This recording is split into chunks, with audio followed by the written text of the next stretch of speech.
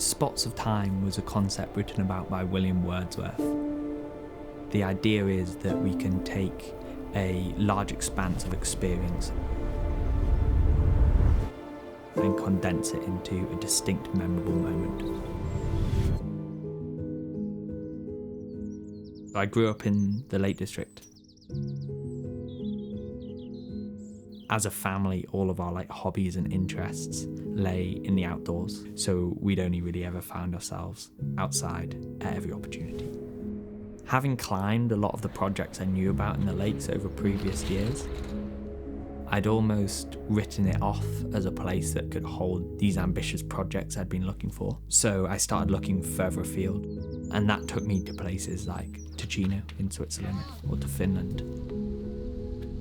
It was actually whilst I was away in Switzerland that a local climber, John Hartley, sent me some images and a video kind of pointing towards this boulder saying, I think it could be a good one for you to try. Dan, Varian, my good friend, I had actually gone up for a session and had a play on it and realised it was really finger intensive and thought it was something that I'd quite like. Looks like nice rock.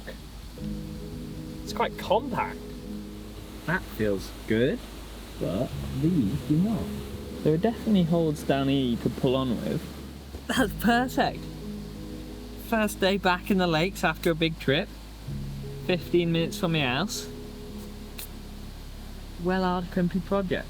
It was quite funny that at a time where I'd been looking and spending a lot of time abroad to try these projects that I was really inspired by, it was purely by chance when I returned back to the Lake District that I kind of stumbled across this incredible project that necessitated the focus and complexity of the puzzle that I found motivates me so much about projecting.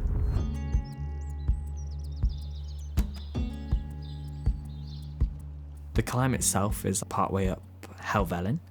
It's a pretty special place up there. I learnt to really love the routines I developed around trying that climb and almost the escape that it offered.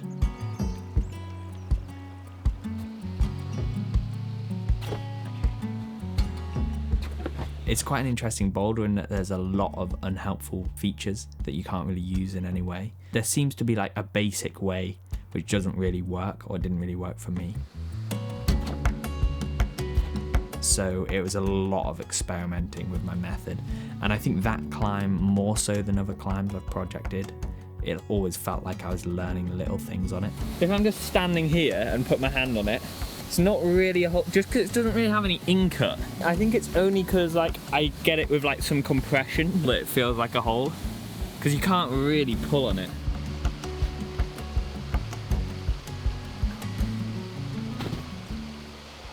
I mean, good session, I guess. I tried one move. Yeah, we nearly did one move. Yeah, and I actually psychologically, I'm content.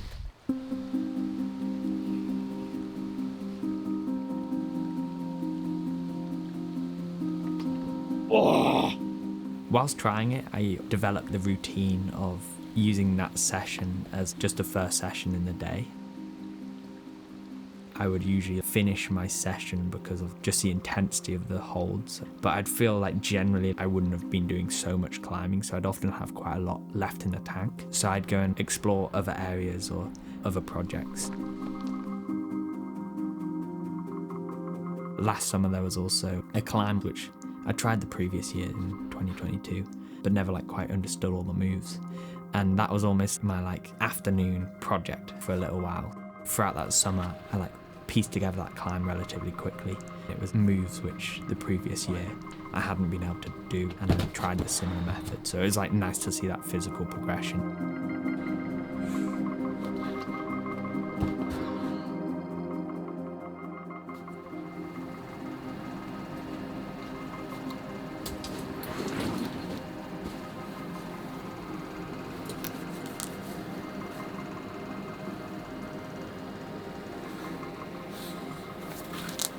Nice, Aidan, come on.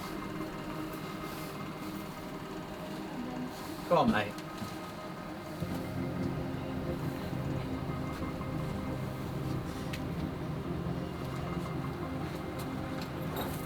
Nice, come on then.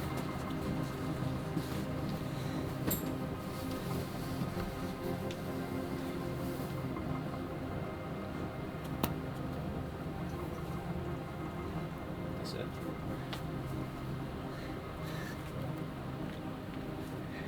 Come on.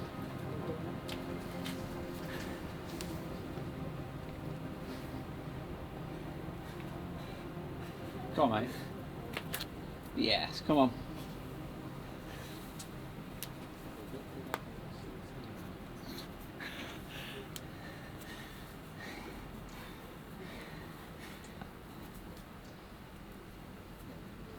Nice. Well done. It's a heck of a lot easier than the old Helvellyn thing. Is it? So much easier. So much easier. Spots of Time is actually an incredibly rare find. Generally, the rock in the lakes is quite overfeatured, so to find a face which has really compact rock, no real breaks in it, it makes for quite unique climbing. But what is even weirder is that all of the rock around that area is nothing like it as well. So you kind of almost expect it to be relatively consistent, really local within the area, but I've had a look, Dan's had a proper explore of all the neighbouring boulders, and the rock is just not the same quality as it is on that climb.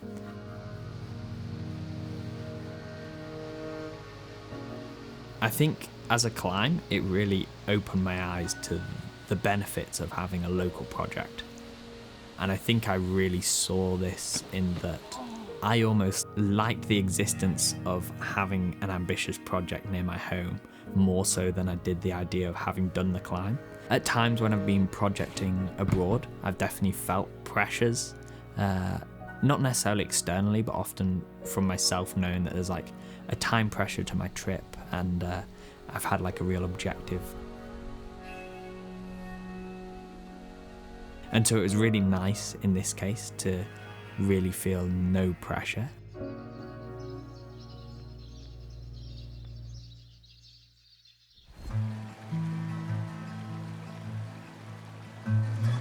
It took me the best part of 10 sessions to puzzle out the sequence which worked, and then about a similar amount again to refine the sequences enough to have them reliable to feel I had any chance at actually climbing the entire boulder.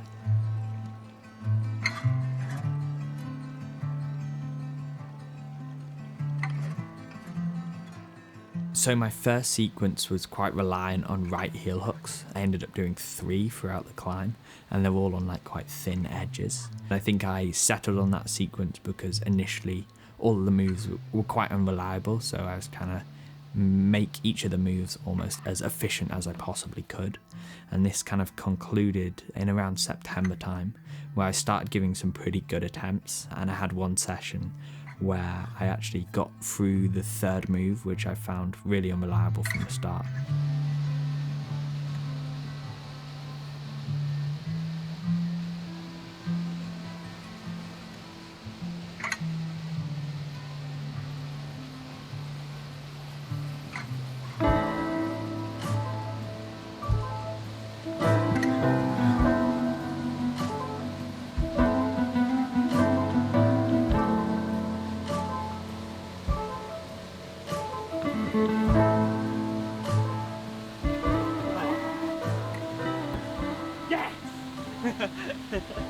It was like a breakthrough session in that it suddenly felt quite attainable, but I look back at that time and how unreliable the last move was for me, or how physical it felt, and realised that I was actually such a long way away from doing it.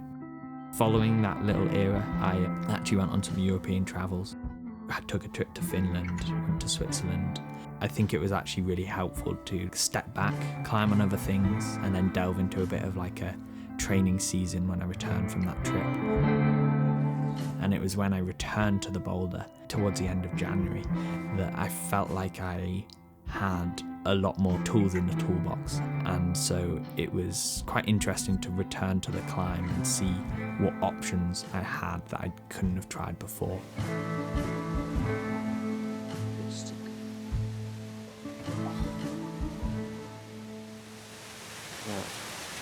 That analytical mind working. A big part of the changes I made to my sequence was, especially around the first move, I'd been reliant on a very low percentage right heel, and I'd realised that after this training season I was able to like keep my feet below me, and it was like quite fingery and body tensiony, but it felt really reliable that way, and it could set me up into the rest of the climbing quite well. Quite quickly it was obvious that I was in a much better place physically. I would say the real difficulty in the climb comes in execution. It felt like in order to do the climb, I had to align the factors that I could have some control over in terms of like being well rested, going when the conditions are good. But then even when I'm like in physical shape at the right time, in the right conditions, even then it felt like there was quite a small window for me to like execute all those moves well enough to do the entire climb.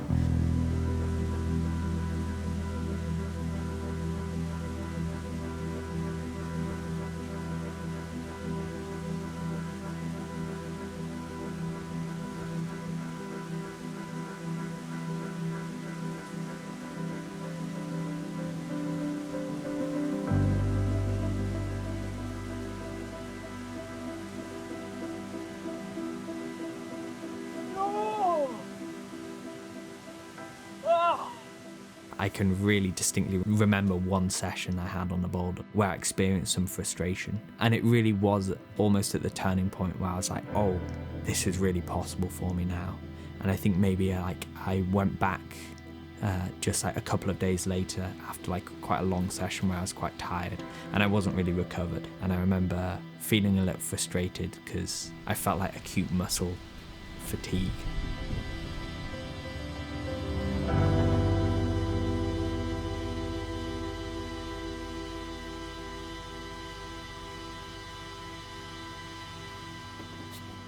I had like a little glimpse into the attitude of like, I could do it and therefore I should do it, and the effect that that could have over my like experience. And so it was like a time where I could be like, oh, okay, it would be a shame to like taint this entire process with that. And so it was nice to acknowledge that and like step back and like await a time where I was like pretty inspired to go back.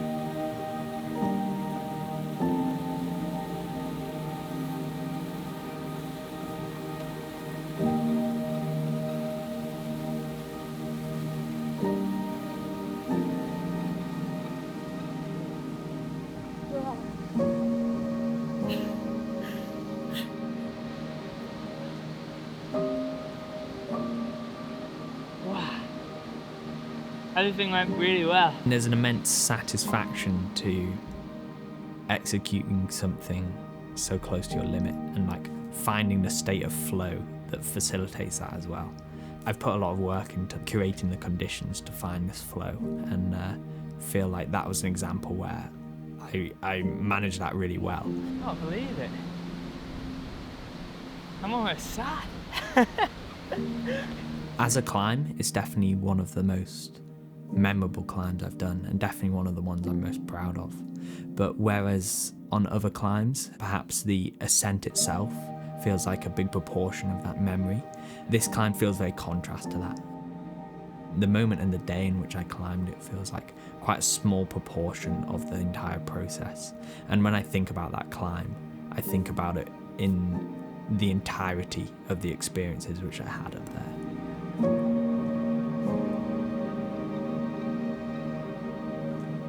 In many ways, this boulder feels like it represents my interpretation of spots of time.